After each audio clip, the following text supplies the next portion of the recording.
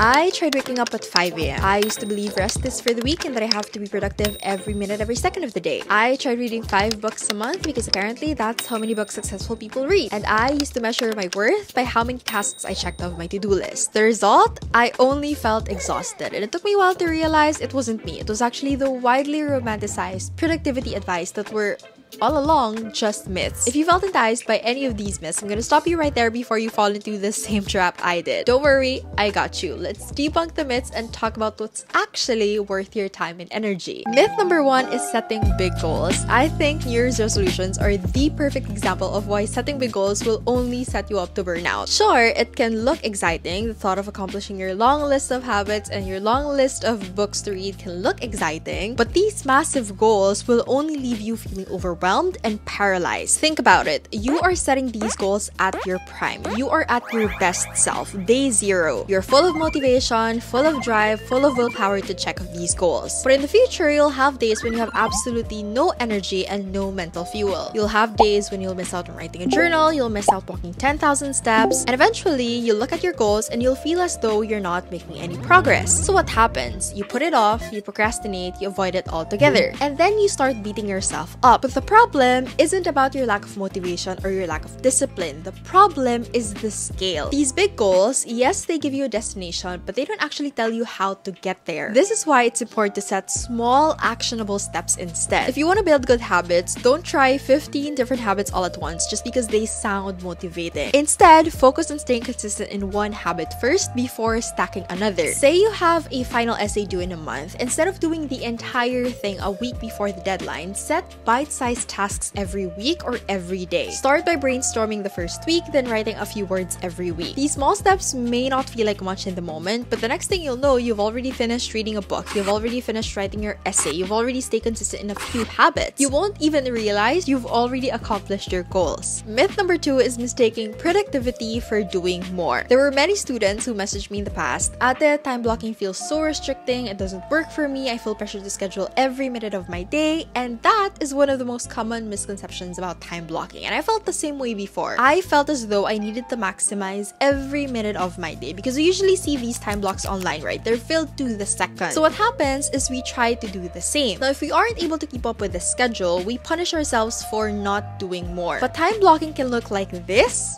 and it can also look like this. You don't have to spend the whole day just sitting in front of your desk, checking off tasks in your to-do list, and then rewriting your to-do list if you still have extra time. Because this will only leave you feeling burnt out without any spare motivation to start the next day. What you can do instead is check your to-do list, set 1 to 2, at most 3 important top priority tasks for each day, and if you still have extra time, you can do 3 other easy, less important tasks. The important thing to remember is to allocate time for rest. Your energy levels vary throughout the day, and the more tasks you do, the faster your energy burns out. Being productive is being intentional in what you do. You dedicate your time and energy to what truly matters, and you learn to say no to many of the things that are just random. Now, I came across this concept recently, the urgency bias, and I found it really interesting because I think it's something we can all relate to, but it's also something we may be in denial about. So remember the Eisenhower matrix? We can use it to basically have to pull out the diagram to remember. So we can categorize tasks into urgent important, urgent unimportant, non-urgent important, and non-urgent unimportant. Now, the thing is, we have this innate tendency to prioritize urgent tasks over important